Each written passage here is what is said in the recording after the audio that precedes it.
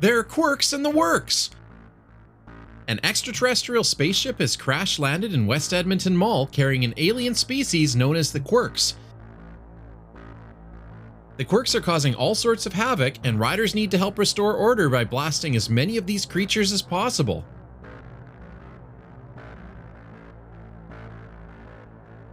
Galaxyland's custom dark ride is located below ground level in an area formerly occupied by the now retired Drop of Doom.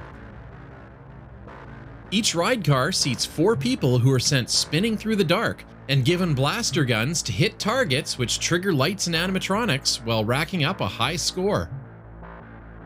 Let's ride Quirks in the Works.